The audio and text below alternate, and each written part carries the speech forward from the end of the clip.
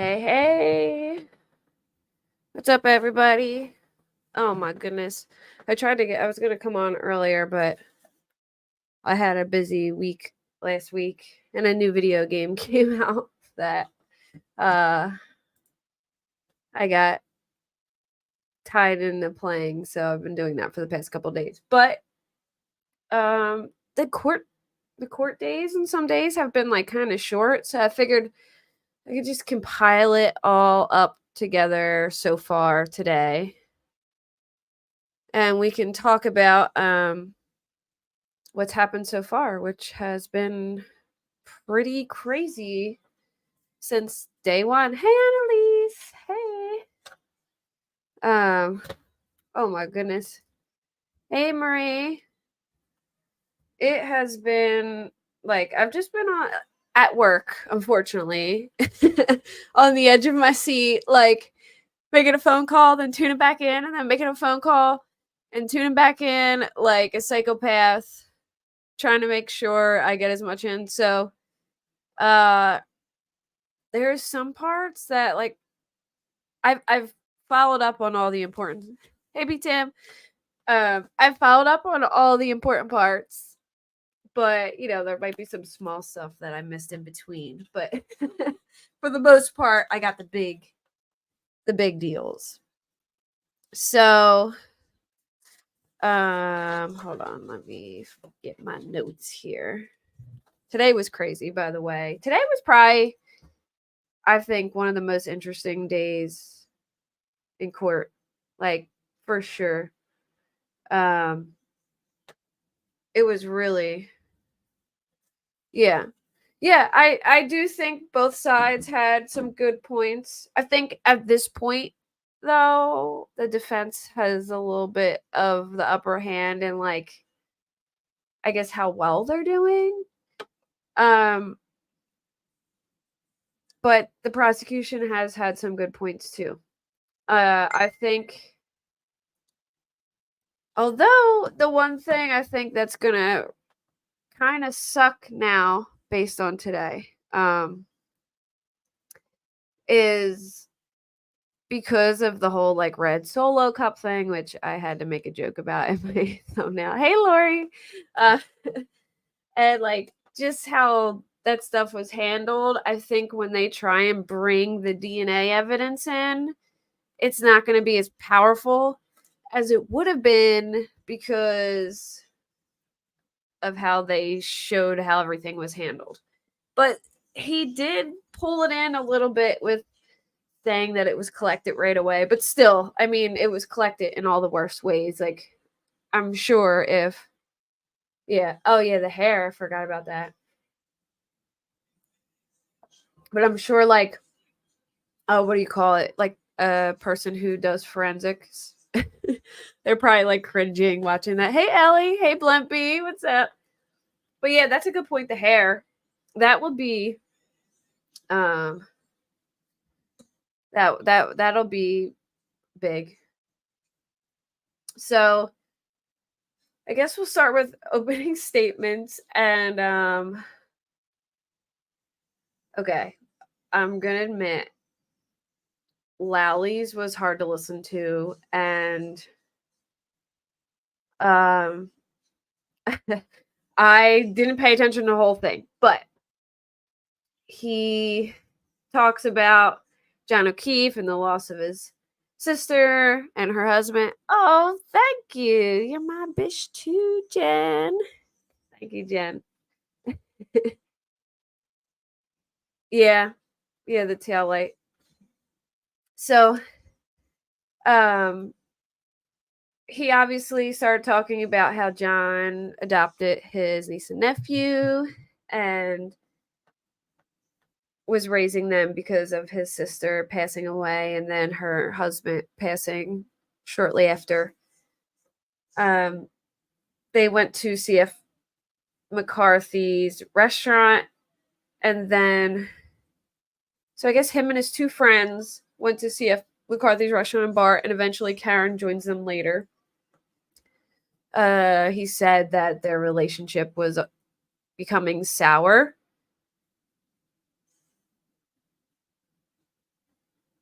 they talk about some of the witnesses, first responders, like Karen Reed, Jennifer McCabe, Carrie were outside waiting for the responders.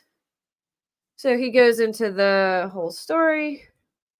He tells the jury the cruiser cam video shows damage to Reed's taillight at 8:22 in the morning, which is an important point to come across.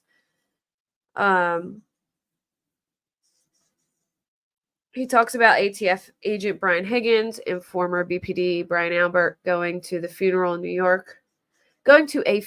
in New York earlier in the day. So I guess maybe that's why they were hanging out. People in and out of 34 Fairview reported seeing Karen's Lexus, where his body was found. Also, I wasn't sure of the point of the EMT cross because Karen Reed seemed to admit on TV. She said, "Did I hit him?" Yeah. Well, that's different than I hit him. But I feel like, yeah, Lally was really hard to follow. It sounded like one big mumble. I couldn't, like, I had to, like, go back and read, like, the subtitles because it was just, I don't know. He didn't do well in opening statements. And then the defense just came in with that big Proctor bomb, which was just insane. So, he says there will be testimony that Karen's vehicle traveled 60 feet in reverse at the time. He says John O'Keefe was killed, and he says hair found on Reed's bumper is consistent with being O'Keefe's. So yeah, that will be big, the hair. Here. Hey, butterfly kisses. Yeah, I don't think he's good at like emotional anything. I feel like Jackson and Unetti are just those type of lawyers. They're very good at like making a big show. And I think they're really slick. Like they have like a slickness about them. An interesting witness. Yeah. Oh, Proctor's testimony is going to be insane. Like I don't see how he could get out of it, but at the same time, like I'm really thinking he might plead the fifth because that will, I think, be horrible for court, considering he's the lead investigator. But I wouldn't be shocked if he tried to bail because it's just like, oh my goodness, I don't even know. I don't know what they're going to do with that. That is huge. Okay, so in defense's opening statements, they said that the first thing they come out with, they're like Karen Reed was framed. She was framed for a murder she didn't commit, he says. They will question the shoddy and biased investigation, and they will question why the police focused solely on Karen Reed. He tells the jury that Brian Albert was made aware there was a body on his front lawn, and Unetti says he never came out of his house. I think that's like one of the biggest things that bothers me is that he never came out. I don't know like why I'm stuck on that, but that just irks my soul. Hey, Chronicles, how are you? What do you think of the EMT made that Karen asked how long? I mean, that definitely supports. That could support the Google search theory for sure. Like Karen asking her to the Google search, like that might help support that like that whole theory that she asked her at 6:00 in the morning to Google that. So we'll see how that goes. I lost my place. Hold on.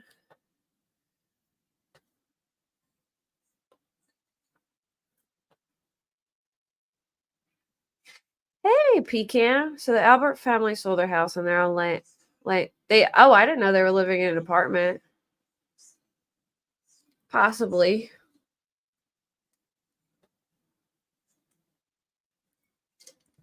But yeah, they did sell their house. I don't remember when, but I know they did.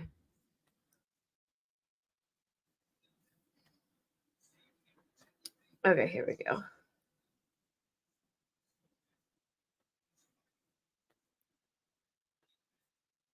So Karen, Michael Proctor, he says that he says Brian Alberts never comes out of the house. That is like the one thing that bothers me because I feel like if you are a cop, when another cop, like, you know how it's like so important that when another cop passes, that like it's like your brother, you know, it's always like a huge thing here in New York. I mean, at least where from I am, if a cop dies, it's like everything stops, you know. So it was shocking to me that Brian Albert, um, you know, has a fellow cop dead on his front lawn and never comes outside. And they make a good point, you know, someone who's trained, even though there was already people there at the time, but you would think that it's just like a natural instinct of someone who's a cop to come outside and want to help or do something about it. So I don't know. That just bothers me so bad. I never understood that. If there is stuff on my lawn, um, fire trucks and cop cars and a fellow dead cop, I'm coming outside, you know. He says lead investigators never went inside the Alberts home, and Michael Proctor is one of the many people in Canton with deep ties to the Albert family. Now we know his sister is like best friends with, is it Nicole or Julie? Julie, I think. And his mom said that they're like second family. He's been to their weddings, you know, all the whole 9 yards. They said that Karen was a convenient outsider. He says, Proctor, this is the bomb they dropped, that Proctor was texting his high school buddies. Yeah, I guess, but still, it's like, I mean, maybe if you're like a cop, you're thinking, like, I'm not getting involved in that, but still, I just feel like that would be like a cop's first instinct. But like, I don't know, like, I've worked in the medical field and all that, and it's like, it's almost like when you're in situations like that, you don't even think, you just go, you know, like if something happens and you're like a nurse or a medical staff or a cop or whatever, you know, something happens and it's just your instinct to go and do something or help or whatever. So it's just strange to me. Like that was always one of the things that I felt was a bit strange and could never get over. But um he said Michael Proctor was texting his high school buddies about the case, and he told his friends that he hoped Karen would unalive herself, and that he told his buddies Brian Albert would not be touched because he's a Boston cop.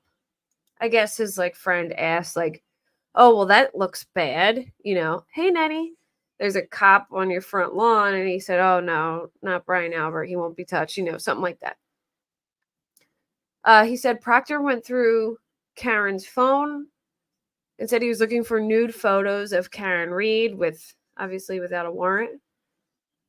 He's the lead investigator in the case. Defense received Proctor's text through the federal investigation, which I believe cannot be. Hey, Jen, it cannot be mentioned during the trial that any of the stuff came from the federal investigation. It just can't like be brought up. March Proctor was facing an internal affairs investigation. They never explained why, but you know, now in hindsight, that now that we know about these texts and stuff, that might be a huge reason why. Hey, Firefly. So yeah, when he goes on the stand, this is gonna be like the most anticipated testimony of the trial, I think, for sure. I mean, that's who I'm like. I guess who I'm anticipating the most is top of the list Proctor for sure. Um, Jen McCabe for sure. Uh, and the Alberts. I mean, like that's like and Higgins. Higgins would probably be third, and then the Alberts. Like they're my most. I mean, of witnesses. And then the experts, I'm excited for all the experts, but yeah. The medical examiner is next. Oh, nice. That'll be interesting. He said I'm taking off for the Proctor testimony. I might just have to.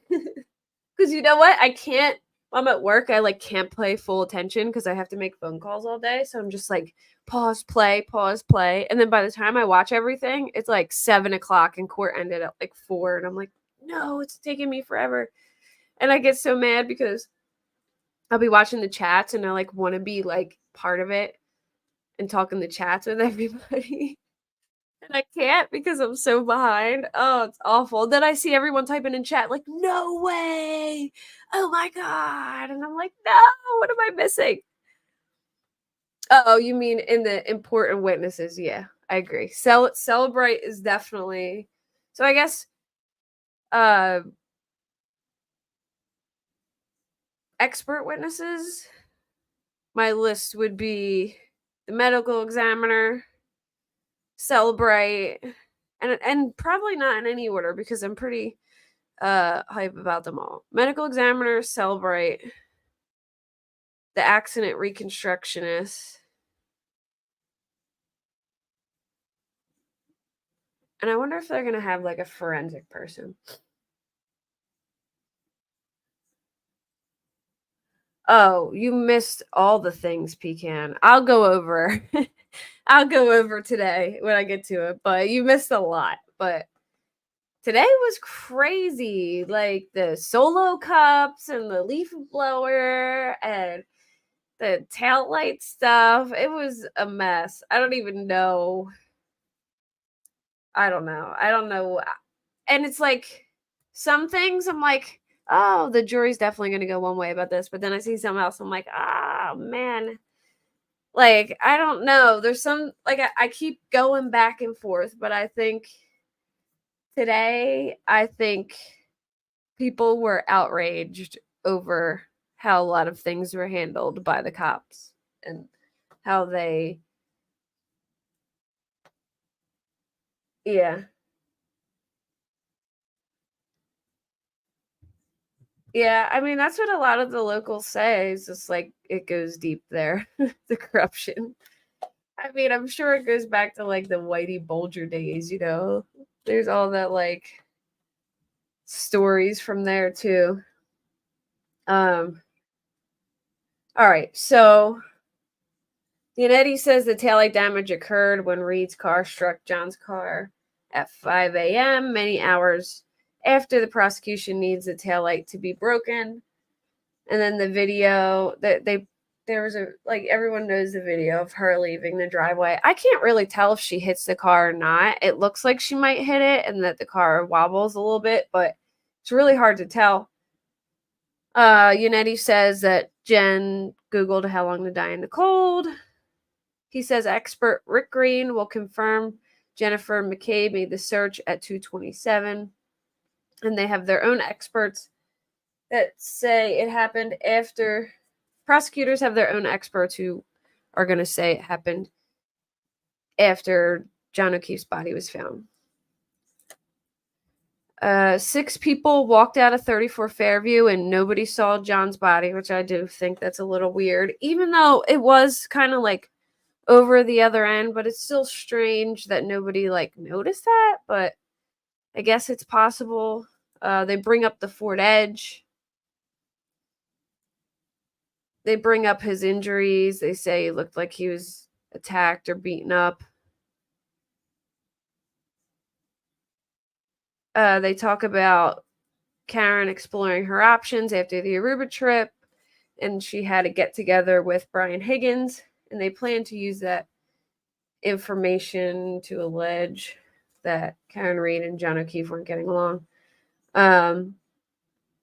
So then they have Paul O'Keefe come up, which I feel like laid the foundation for problems in the relationship. Oh, thank you, Firefly. Welcome. Her hand goes to the center console, maybe to turn off. Is that where it is in the car, though? I would have to look up. Let me write that down in my notes. Where is brake assist button? And then, yeah, she would have had to turn it off to back into John. So, brake assist. All right, so the first witness is Paul O'Keefe, and he does talk about problems in the relationship, but I kind of saw this one as a win for the defense, and this is why. He talked about their problems, and he mentioned that like a part of their problem was that he was frustrated that Karen was spending too much money on the kids. So it's kind of like, well, they had problems, but Karen was doing nice things to the kids, and that's for the kids, and that's what they were arguing over. So I don't think it really helped the prosecution much, but we'll see. Then Paul O'Keefe's wife went up, and same thing with her. I almost felt like she missed Karen, or it felt like she was missing some piece of their relationship or something.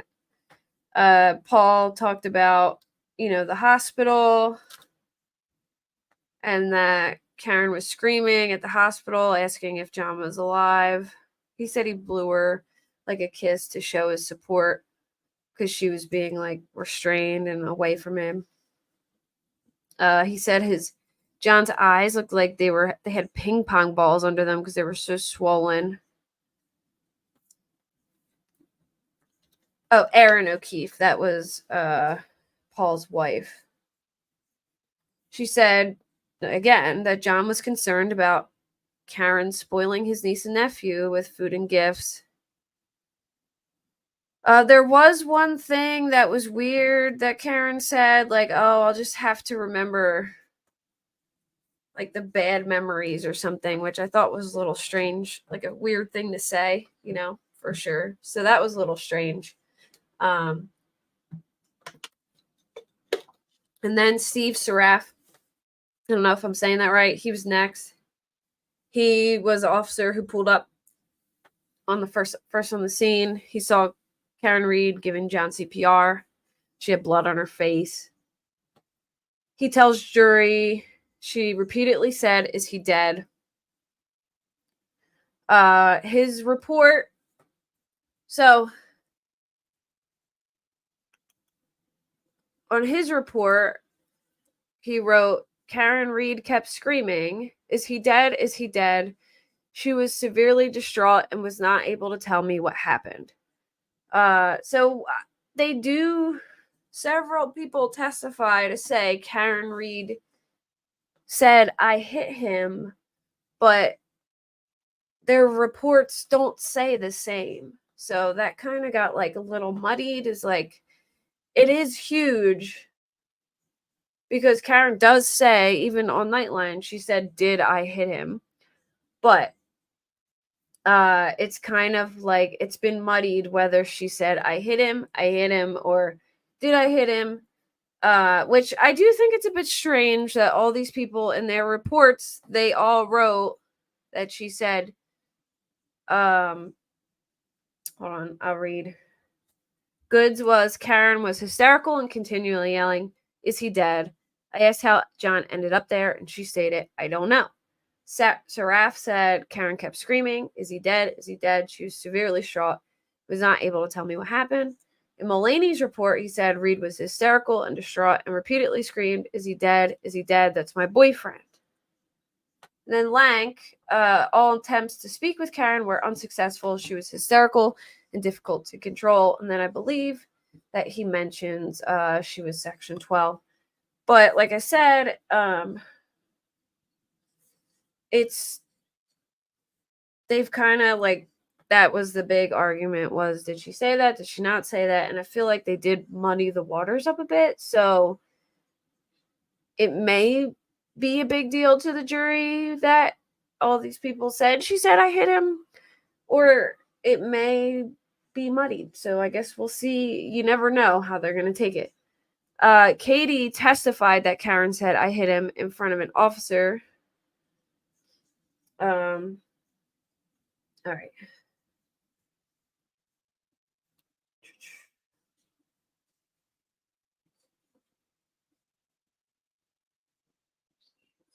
All right, so during Officer Saraf's cross, Jackson asked him about discrepancies in the police dispatch log, and Saraf confirms times of arrivals are wrong. And also, the dispatch log shows the scene was at 32 Fairview, even though the address was 34 Fairview, which Jackson says the log is faulty. So here's the thing. The dispatch guy, the guy who wrote it down, testified today.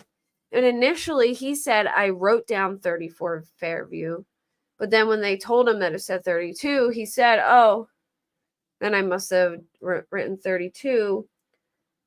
But I think what the defense is trying to say is that like things were purposely changed in reports and names spelled wrong and things like that to kind of deter the attention away from the house being a cop's house. So I feel like that's kind of like where they're headed with that is like, why are all these reports saying one thing or they're wrong or something's inaccurate or whatever.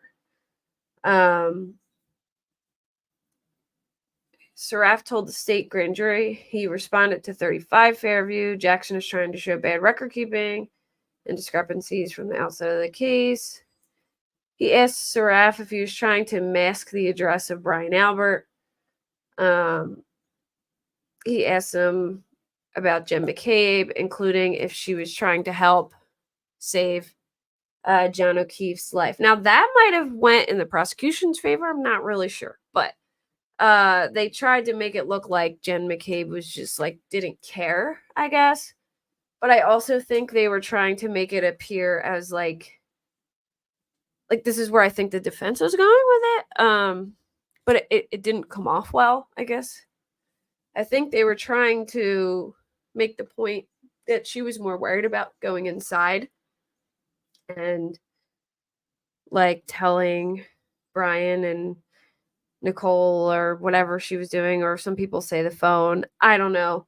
But I think the point they were trying to make is like, instead of being involved in life-saving measures, even though Carrie was doing chest compressions and Karen was, I guess, doing breaths, there wouldn't really be a spot for Jen to help. But I think they were trying to show like she was more concerned with trying to get in the house and doing other things. So he confirms the only statement he attributed to Reed in his report is he dead repeatedly. He says he doesn't recall meeting with Prosecutor Lally prior to his testimony to a state grand jury, and Jackson accused him of changing his story. They show the dash cam video. Oh yeah, there's so much, Jen. Like it's been pretty eventful in the first couple of days. Like it's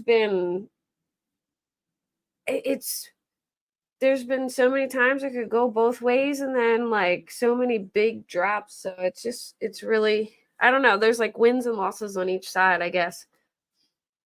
But I would say the defense probably has a little bit more wins, but and that's just my opinion. But somebody else might have a different opinion.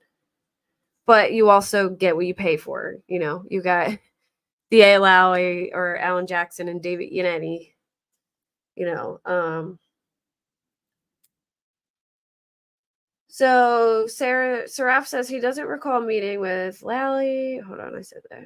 Dash cam. Jackson shows video, he says, shows Jennifer McCabe walking into 34 Fairview Road. He asked if it's appropriate for her to walk into the house at a crime scene.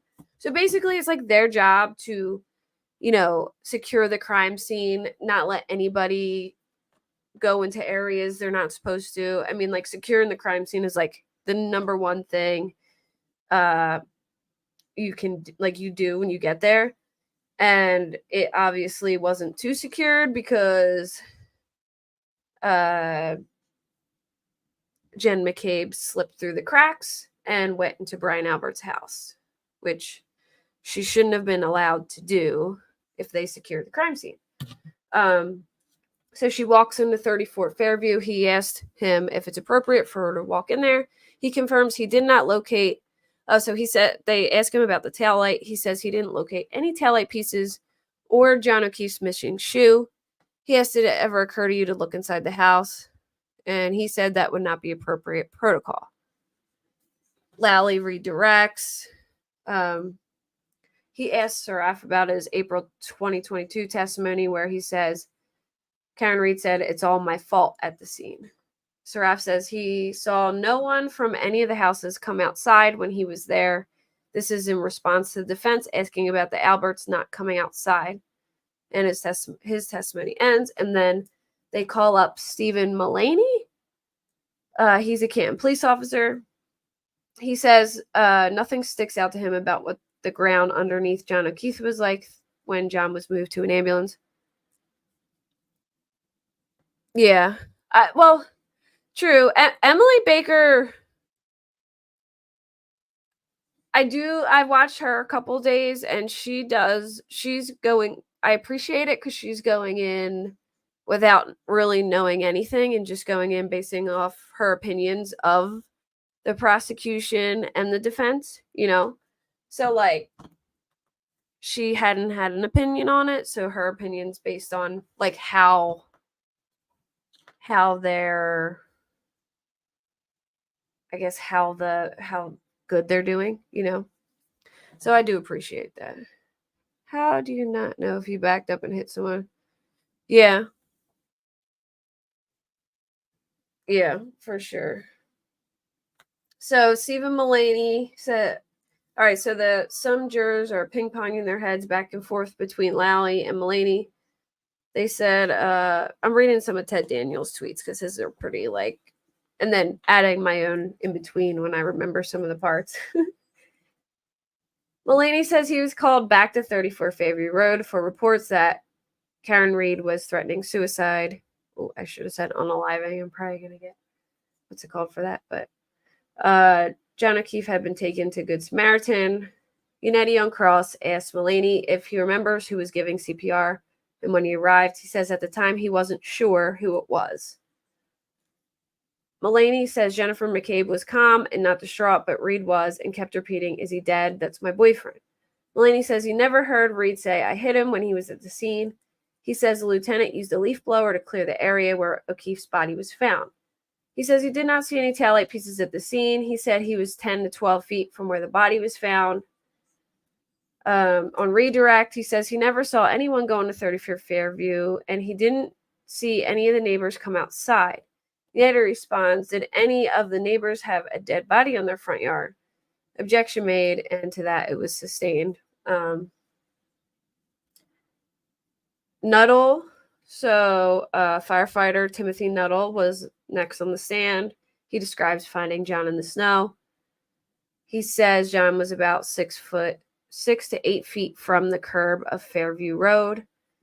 He said the victim's clothing is usually deposited on the floor of their hospital room and later bagged. They needed to remove items of his clothing to care for him in the ambulance, which is pretty much protocol. I got hit by a car when I was younger in high school, and they cut all my clothes off. Oh, okay. That makes sense. So they told the Commonwealth to pay attention to the center console, so the brake assist button might be there. That's a good point. I'm definitely going to check for bus, like look up that car because I want to see. But yeah, that's a good point that they called it out. I'm sure they're going to show that then. Yeah, there was 911 calls played today in court. But yeah, when I got hit by a car, they cut off all my clothes and they put it in like a, when you get sheets and they come in like a clear zipper, like plastic thing, they put your clothes in something similar to that. At least that's what they did with mine. They do it because they don't want to move your body parts and further injure you. So they just take scissors and just cut them off.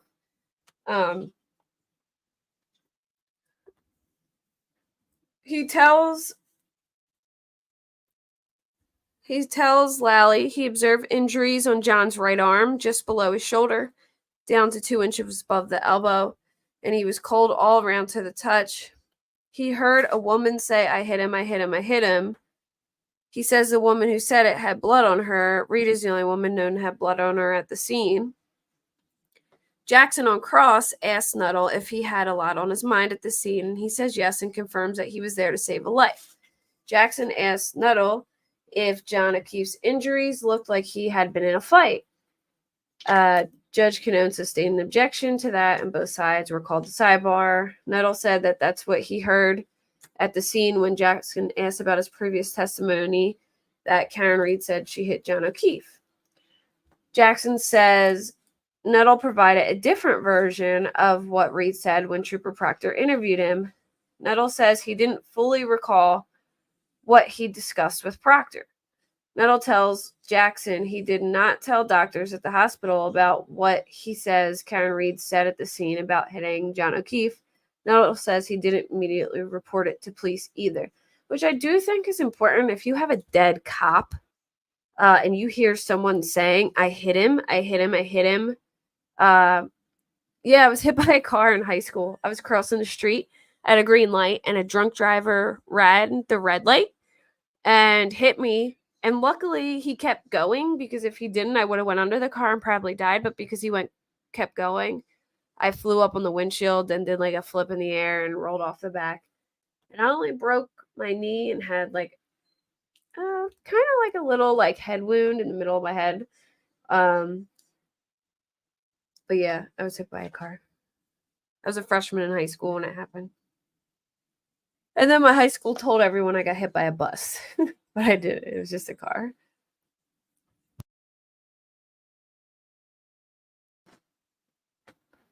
Oh my goodness. Oh, they slammed their hand on your trunk. You're pretty shitty drivers around here, she said.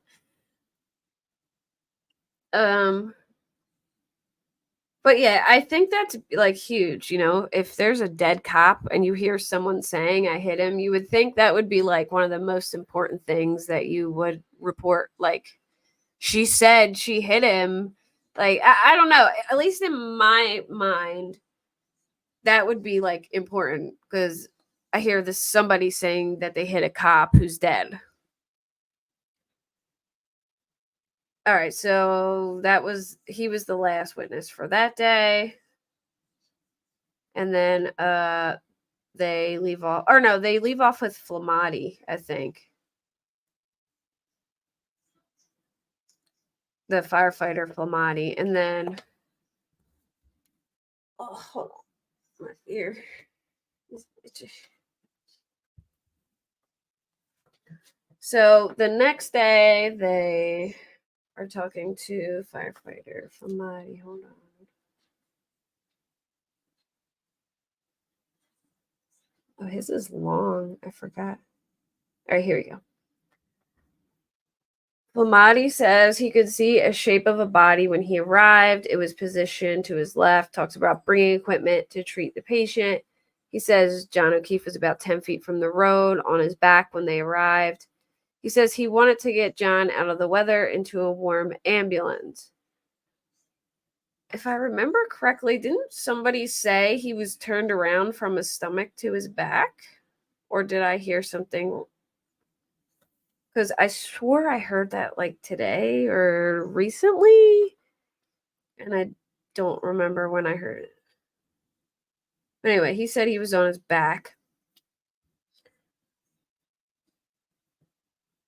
He says he wanted to get John out of the weather into a warm ambulance. He speaks about emergency medicine and traumatic injuries, says 4 to 6 inches of snow, and John O'Keefe was missing his shoe. She seemed to be one of the most personally affected on the scene, talking about Karen Read, most distressed. He said John was given multiple doses of epinephrine, also known as adrenaline. I assume trying to get his heart started. He says he heard Karen Read say, I hit him, oh my God, I hit him. She just kept repeating it over and over again. Flamati describes John O'Keefe. His eyes were pretty swollen. He had markings on his extremities, swelling of the belly. His arms were consistent with happening earlier in the evening based on dry blood. He says the blizzard slowed the transport of John O'Keefe to Good Samaritan Hospital in Brockton. Says they were in contact with Good Samaritan to have ER team waiting. Then Cross begins. He tells Jackson he didn't see any bruises or cuts on John O'Keefe's abdomen. He tells Jackson his conversation with Karen wasn't productive, so he had another first responder speak to her. A couple of sidebars before Jackson asked to show some video. Defense is showing the judge a video they want to present when the jury returns. The judge reviews the video and then calls for a 10-minute break. They show the video. He's walking Lieutenant Flamati through it and asking if he recognizes Reed. Jackson asking Flamati to identify people in the video. Prosecution has objected several times. Judge called both the sidebar. Flamati confirms the dash cam video does not show him having a detailed conversation with Karen Read. According to Jackson, Flamati told Sergeant Yuri Buchanan that Karen Read says she hit John O'Keefe. Flamati said he remembers telling the doctors and nurses that Karen said she hit John O'Keefe. Jackson asked why Flamati never revealed that until today. Flamati says he wasn't asked then. Flamati confirms he never documented what he says Reed said and did not mention it in an initial interview with law enforcement days later or to the state grand jury that indicted Reed. So basically, he's saying it.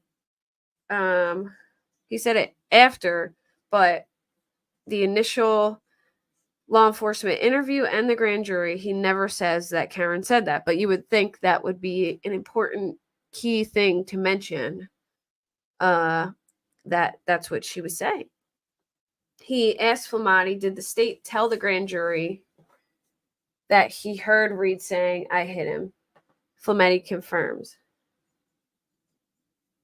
Oh, hold on. Sorry. ADA Lally says Flamati did tell the state grand jury that he heard Reed saying, I hit him. Flamati is done. ADA Lally. So that's a win for the prosecution then. Flamati is done. ADA Lally calls firefighter Matthew Kelly. Kelly testifies that he heard Karen say John O'Keefe's dead. Unetti asks firefighter Kelly about protocol for clothing that was cut off. He says it gets transferred to the hospital and bagged. He said Kelly testifies that he never heard Karen Read say, I hit him. Unetti says Kelly has been extremely consistent with his testimony. Yet he's showing video from the scene where he says Karen Read screams, he's dead, he's fucking dead. Firefighter Kelly testified he couldn't make out the audio. I couldn't make out the audio either. It was really hard to hear. I do kind of want to go back and listen with good headphones and see if I can make it out. But it was really hard to hear through court TV. The video played again. Firefighter Kelly says that time he heard someone say he's fucking dead. Firefighter Kelly is excused. DA Lally calls Canton firefighter paramedic Lieutenant Francis Walsh. Walsh says he did not speak to the woman on scene, but observed two women frantically moving around a lot. The only thing he heard Karen Read say was, is he alive? He's excused. And next up is Katie McLaughlin. And this is big. Katie McLaughlin is a Canton firefighter / paramedic. And she went to high school with Caitlin Albert. And is in a lot of photos with Caitlin Albert. So obviously they drill her about this. And it got very interesting today. And I'm not sure how it's going to go, but we'll find out tomorrow how it's going to go, because that's when the judge is going to rule on it. But I will get to that in a minute. So, all right. McLaughlin testifies that Karen Read told her, I hit him. She repeated it. She says she heard a woman standing next to Karen Read tell Karen Read she was hysterical and needed to calm down. McLaughlin says she did not follow up because she had to drive the ambulance and was said in front of the police, and it was said in front of a police officer. Testimony was wrapped, and then she's back for cross. They go to that jury view where they go and look at the car, and the taillight casing was completely removed, apparently, when they went to go look at the car.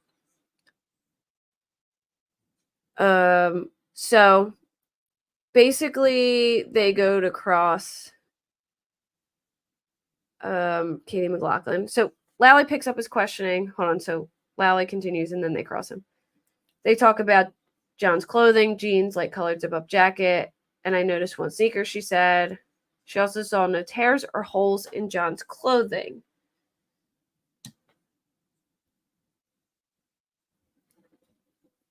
Yesterday, McLaughlin testified that Karen Read said, I hit him. On cross, Jackson asked who was around her. McLaughlin said Karen Read was to her right, civilian to the left, and police officer diagonal. McLaughlin said she reported Karen Read's statement to Trooper Michael Proctor the next day. Jackson says if the civilian next to Karen Read heard Karen Read say, could I have hit him? Did I hit him? McLaughlin says she's not aware of that. Jackson accuses McLaughlin of changing her story. She confirms when Jackson asks if her testimony has evolved, but she did not confirm changing it. So she admits that her testimony had evolved. Like it she doesn't say it changed, but she said it evolved. He asked if McLaughlin is friends with Caitlin Albert. John O'Keefe was found outside of the home owned by Brian Albert, and that's Caitlin's father. She describes her as someone she knows from high school and an acquaintance. Yeah, I agree. I think they're way more than acquaintances, but whatever. Or like, I don't know. Definitely more than she made it, I think.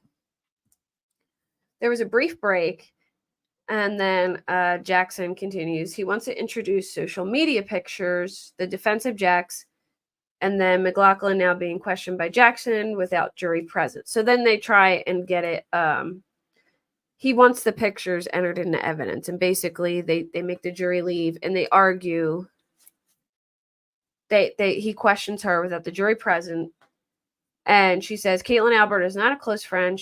And you know what? Honestly, in hindsight, now that I think about it, I think they set this up on purpose. Like, I think they purposely set it up this way so she would perjure herself. I think they knew they had more pictures, and I think they pulled out this one old picture, laid it on her, she denied it, and then they caught her. Like, I think they had this all planned, in my opinion. So anyway, she said Caitlin Albert is not a close friend. She's in a group of friends, and she doesn't recall ever being at Caitlin Albert's home. Jackson showed McLaughlin a printout from social media app showing she's friends with Caitlin Albert online, shows her another picture that shows her and Caitlin together. McLaughlin says she doesn't recall when or where the picture was taken. The photo is actually from a beach trip. McLaughlin says the picture seems old to her. She says around high school, says she graduated in 2014. Jackson shows another picture of McLaughlin in a group with Caitlin Albert. Jackson, it's not that she's a mutual friend. She's just a friend. I would consider myself more of a mutual acquaintance, she says. Jackson describes a photo where he says shows McLaughlin in a photo with her arm around Caitlin. McLaughlin says she doesn't recollect when or where the picture was taken. She doesn't remember the last time she's communicated with her. McLaughlin says she was unaware it was the Albert home when she responded and didn't learn that until after. She tells ADA Lally one of the photos shown by the defense appears to be a cropped photo. McLaughlin tells ADA Lally she has over 500 friends on Facebook. She says less than 10 are actual friends.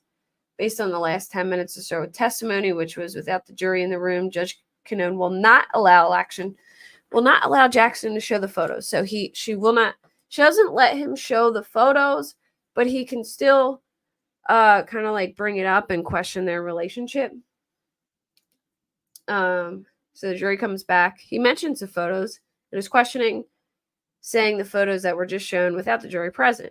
Jackson asked if Brian Albert's brother, Canton police officer Kevin Albert, set up McLaughlin's interview with Trooper Proctor, which that is a bit strange to me if Kevin Albert set it up, because Kevin Albert, anybody within Canton was supposed to recuse themselves from anything interview wise. Anything that had to do with interviewing witnesses or whatever. And it's kind of confusing to me why Kevin Albert would be setting up Katie McLaughlin's interview with Proctor. Like, why? So I thought that was strange, but they ask her if Kevin Albert set up the interview. She says she doesn't recall who set it up. She says it's normal for first responders to live in towns they work, and she says they get extra points with civil service for that. She says she has no choice of the call she responds to, which is true. Hey, the heifer next to her. She tells Lally she didn't know any of the Caitlin Albert siblings prior to the case. She's excused. So here's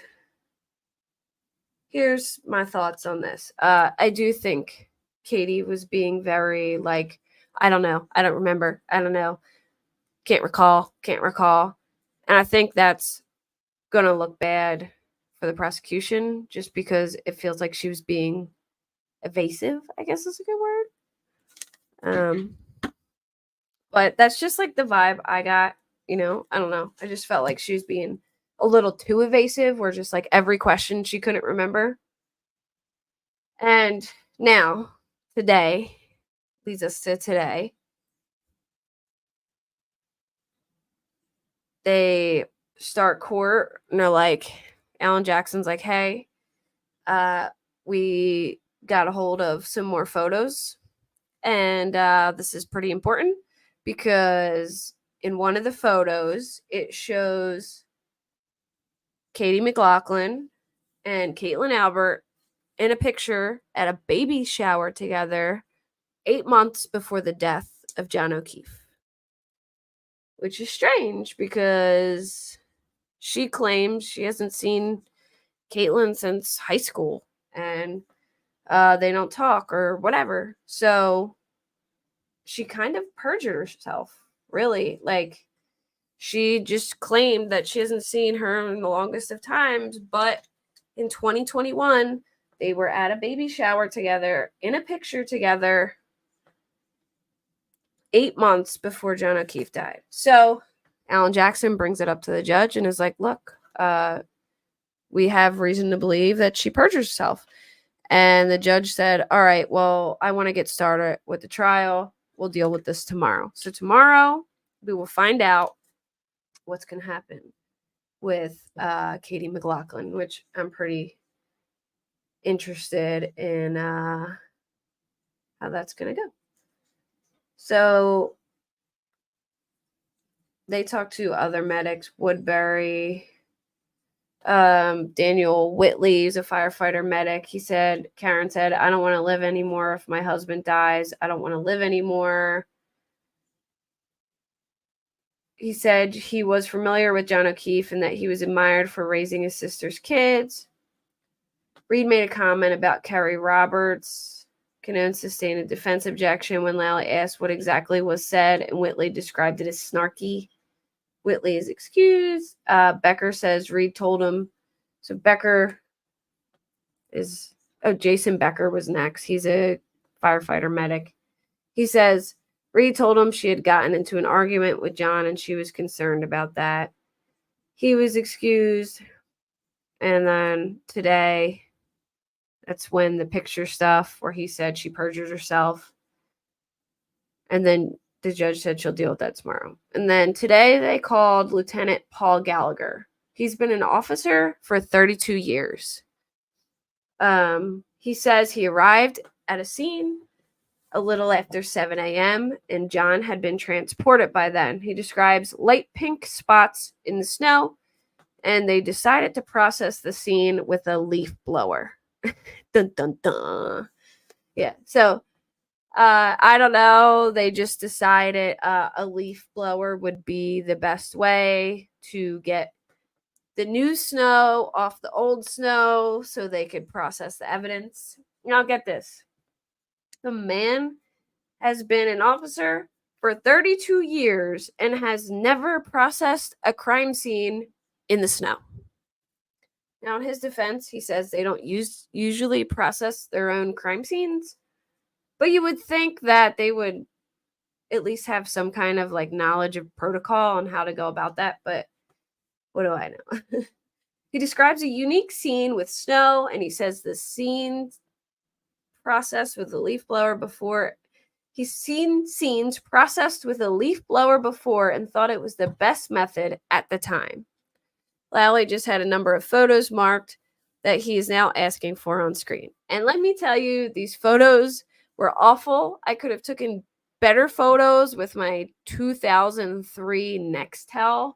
Like, I don't know who took these pictures, but they're the worst pictures I've ever seen in my life. I feel like I have to, like, hold on. Let me show you. Let me just pull up my screen and show you these photos because they're just awful. Like, I'm not even kidding. Like, what camera was somebody taking pictures with? I need to know.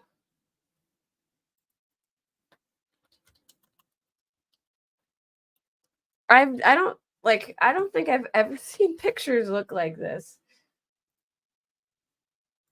Give me 1 second. I'm pulling them up right now because I couldn't believe it. This is probably the most eventful day yet.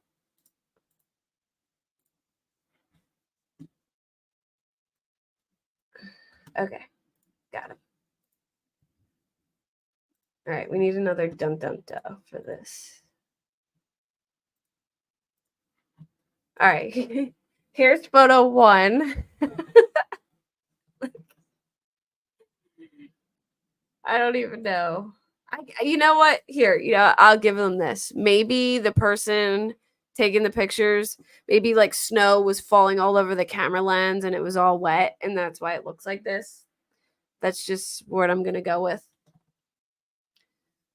They point out a video that says he shows crime scene tape going up at the scene. He says he had a tent from home, but due to weather conditions, it didn't go up.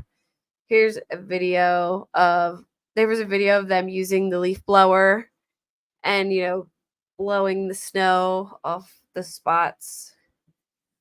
He says he went into the kitchen at 34 Fairview, and there were 5 to 6 people there. He says he knew Jen McCabe and Brian Albert, says he knows Brian Higgins, but can't recall if he was inside the home.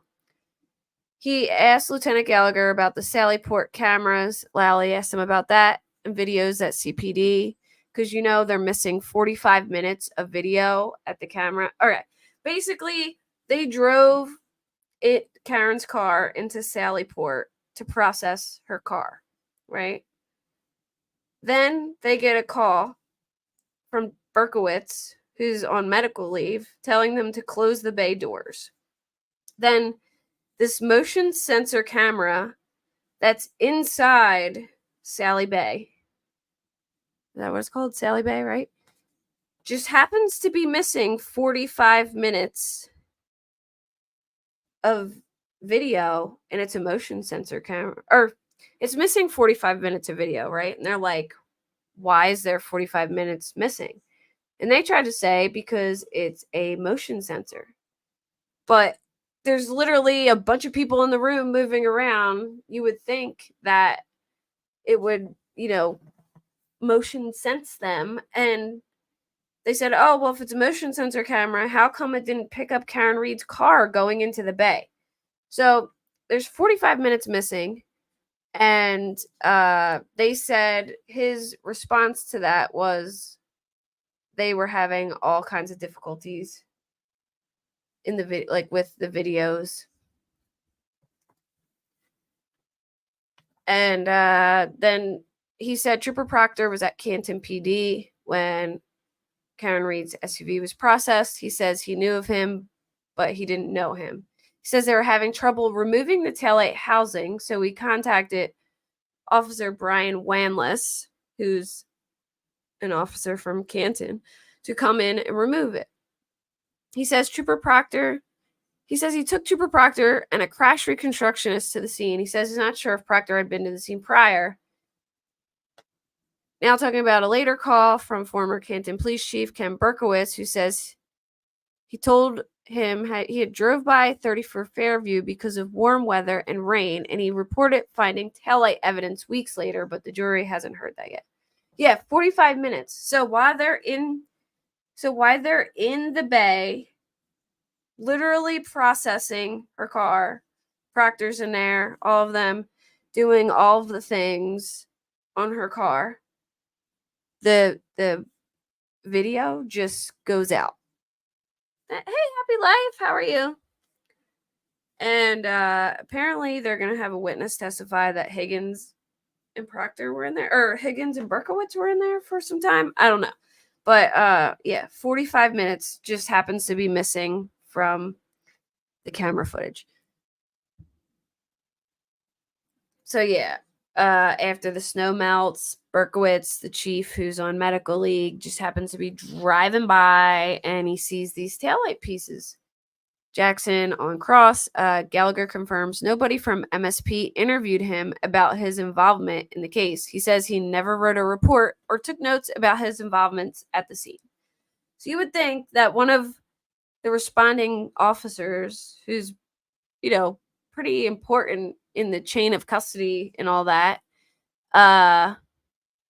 never gets interviewed by state police. Why? He's important, he collected, there's a chain of evidence, he's important, he's supposed to be interviewed, so it's a little strange that, he wasn't interviewed. But and then call from Canton Police, where was I? Okay, Alan Jackson asking about temporary evidence containers Lieutenant Gallagher used to collect blood. Lieutenant confirms plastic cups. Lieutenant Gallagher confirms that was the first time he's processed a crime scene in the snow. He was the ranking officer. He asked if Lieutenant Gallagher was aware that Sergeant Lank had already gone inside the house to speak with people there, and he says yes. He asked if Lieutenant Gallagher, if he knew Sergeant Lank had already made contact with the people in the house, 34 Fairview. Lally calls objection. Judge calls sidebar. Alan Jackson points out the discrepancy in the MSP report about the tent. Lieutenant Gallagher testified he had a tent from home. The report says he went to get one from Canton PD. He confirms that portion is not accurate. Hey, Patty. Oh, yeah, for sure. Heifer, definitely. Like, I don't know. I mean, it's still early, but we'll see. Alan Jackson asked about the red Solo cups used to collect blood samples. Lieutenant Gallagher says he got them from the deputy chief who lives diagonal. Jackson says if that's the same type of cups, you wouldn't drink beer at a barbecue, and Lieutenant says yes. He says he took the red Solo cups. Every time I hear this, I want to be like, red Solo cup, I feel you. I love that song. So do you think it's standard practice to borrow red Solo cups from a neighbor? And Lieutenant Gallagher said, of course not. He said, at any point, did you see a men's shoe? No. Did you see any red taillight material? No. He asked why Lieutenant Gallagher didn't search the house. Is that because the house belonged to a Boston police officer? And he says, no, that's not the reason. He says the reason Canton PD was recused is because the homeowner is the brother of someone in our investigation unit. Lieutenant Gallagher confirms he knows ATF agent Brian Higgins well, professionally and socially. He asked Lieutenant if he knew Higgins was in the house after John O'Keefe's body was found. He says he's not sure. Jury getting a short break. Did you look around the house for any sign of a struggle or a fight? And he said no. When asked about Canton being recused but still participating in taillight removal, he says, you're spinning it. So basically, Canton was recused from the case, but Gallagher's saying that they can help with that. They just can't help interview witnesses. But why was Kevin Albert setting up interviews then, if that's the case? When asked about Canton being All right, now I read that. During the removal process, the light was broken even more, and Gallagher says no. And he says, do you recall taillight pieces and parts being shattered while removing it? And he said no. And then Alan Jackson asking about red Solo cups with blood in a Stop and Shop bag. So this is what they collected the blood in and put it in this bag. And then they brought it back to Sally Bay, which is the same area where Karen Reed's car is. So they start to argue cross-contamination. You've got a bag with unsealed evidence, and now many people have access to touch this and touch other things in the area. Really, evidence is supposed to be sealed in bags and immediately handed over to the evidence locker, which is only supposed to be able to be accessed by two people usually.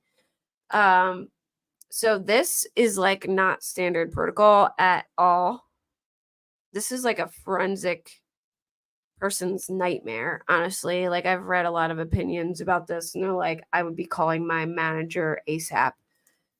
They said they brought it there, and right away a lab person came and started taking samples, so that's how they cleaned it up a little bit, but still, that's just crazy to me. I don't think this is going to hold over well for the prosecution at all. But I mean, this is despicable for a cop found dead. Like, they couldn't do better than this. I don't know. Lieutenant Gallagher tells ADA Lally nobody put John O'Keefe anywhere but where he was found. Alan Jackson heats up, asks Lieutenant Gallagher if he just takes witnesses at their word. Lieutenant Gallagher says no and says there was no probable cause to look at others. I'm pretty sure if you find someone dead with blunt force injuries on somebody's lawn, there's probable cause to look further, or you would get approved. Or he could have asked Brian if he could have a look around. Yeah, it does sound like that they screwed up everything. ADA Lally calls. Yeah, so basically he said he didn't even ask. This is probably the most insane answer I've ever heard. He asked them, well, like, why didn't you ask if you could look around? And he basically like implied, oh, well, if he said no, there would be no probable cause. So like we didn't even bother. So then Sean Good is next. He says he received a 911 call from Carrie Roberts at 5 a.m. asking if anyone had been locked up overnight. Lally is playing the call for the jury. Roberts is heard saying, you didn't pick anyone up named John O'Keefe. I called the area hospitals. I figured would call Canton Police to make sure. Then Jen McCabe's 911 call is being played. There's a man passed out in the snow. There's a guy unresponsive in the snow. I think he's dead. You guys got to get here. You can hear Karen Reed distraught in the background. Sergeant Good says Reed told him, I don't know, when he asked how John O'Keefe ended up there. Sergeant Good says Karen Reed's dad called the police station and asked for Karen to be placed in protective custody due to her making statements about taking her own life. Sergeant Good says he knows Brian Albert because he's worked with his brother, Kevin Albert, for 18 years. Says he's never been in Brian Albert's house before. They looked like they just got woken up at 6 a.m. Speaking of the Alberts, when he went in.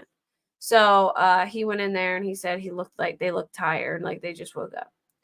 He says it was his leaf blower he got from home and it worked great. More leaf blower video. Unetti does cross on Good. He tells Unetti he went to high school with Proctor's sister. Unetti asked Canton Police Department's role in the case. Sergeant Good said after finishing paperwork, he learned it was going to be an MSP case. He asked if Sergeant Good knew Chief Berkowitz was the one who allowed ATF agent Higgins to have an office at Canton PD. He said he didn't know that. Sergeant Good remembers ATF agent Brian Higgins coming to the station at 1:30 a.m. on a Saturday. Good said he did not request Higgins to be there. He says and here's the crazy part, he tried to say that was pretty common. It's really common for cops to go into work at 1:30 in the morning on the night that somebody ends up dead on the front lawn of a party that he was at? It's normal for somebody to go in at 1:30 a.m. on a Saturday? I'm sorry, but that doesn't make sense to me. I do not think that's normal. And I think it's even more not normal considering he was at that house and then decided, let me just go into work at 1:30 in the morning. Why? His office is at Canton PD. So, like, why are you going in at 1:30 a.m.? Sergeant Good said he couldn't leave the room he was at because he's the only one there and he's the one taking the 911 call. So he didn't know why Brian Higgins came there, but he knew he was there. He says he wrote down 34 Fairview on his report in the narrative, but Unetti shows him on the face sheet, it says 32 Fairview, which, again, they're pointing out that it seems that people are purposely changing the address so that they don't think it's the cop's house. Unetti asking Good if he checked the basement of 34 Fairview for signs of struggle. He says no. Good says he did not hear Karen Reed say, I hit him. He says he would have documented that. Unetti says crime scene not secured after Cannon Police and Fire cleared the scene on the morning of the 29th. Taillight evidence found later. And then here's one more thing that I wanted to show you. I don't know why it's not mentioned in here, but they do admit that the taillight broke, I think, when they were taking it out of the casing.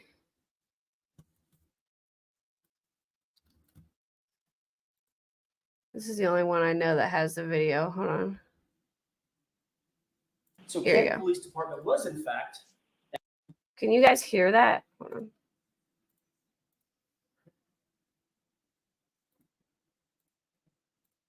All right, ready?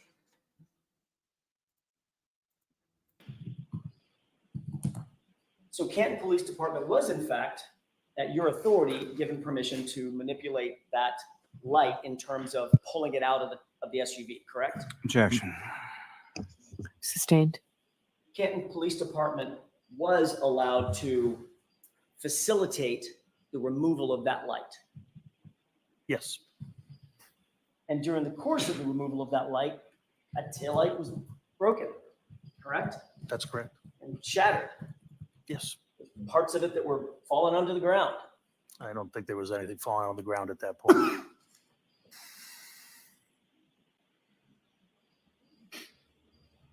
So now we do have evidence that that taillight, in some way, shape, form, or fashion, was broken or broken more once it was inside the Sallyport in Canton PD's custody. You're gonna have to rephrase that. I don't understand the broken more part. During the removal process, that light was broken even more. No.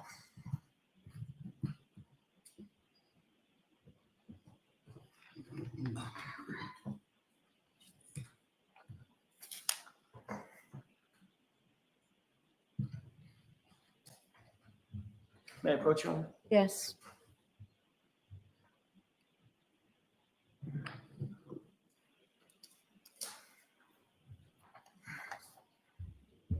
Just take a look at that photograph. So they were trying to say that he, oh, they asked him if he would take, where's the other one? Hold on. That is Exhibit 24.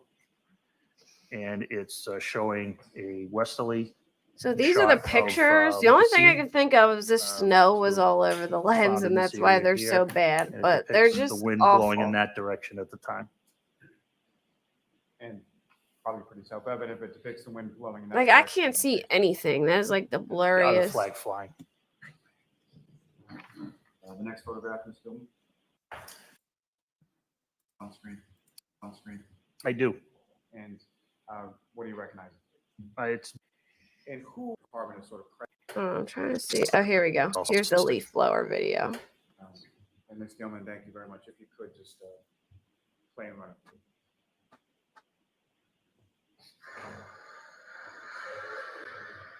See, it removes the snow. I was removing the snow layer by layer. And right here, you can see it exposing the cocktail glass. You're going to see red spots appear as I remove it layer by layer. These pink spots start to turn to be dark red spots. As you see, we can control it. We were concerned with whatever other. Oh, hold on and wait for a question.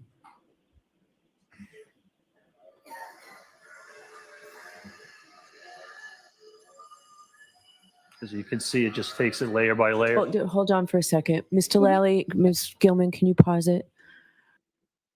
So basically, she told him to hold on and wait for a question because he's supposed to be answering the questions. They're not supposed to. So They're not supposed to. What's it called? Narrate the video themselves, if that makes sense.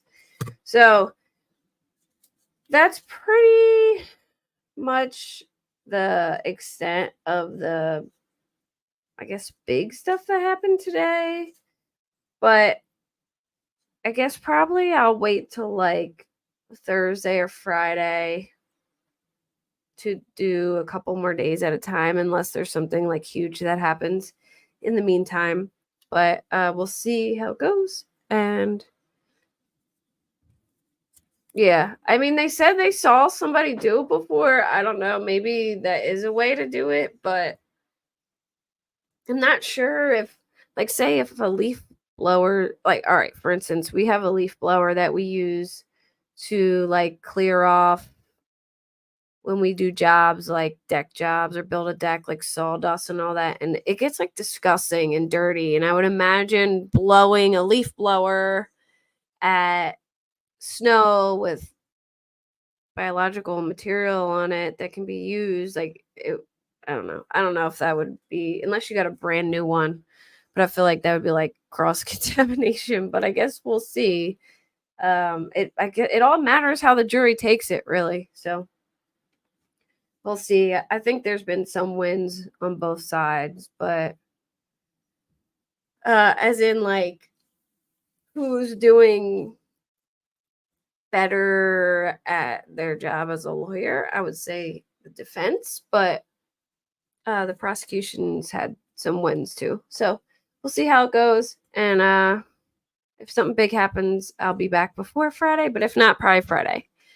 But have a good night, everybody. I'm hopping off. I have things to do and to get ready for work tomorrow. And I will talk to y'all later this week. Good night, and thank you for coming and hanging out with me. I love you all. Thank you. Good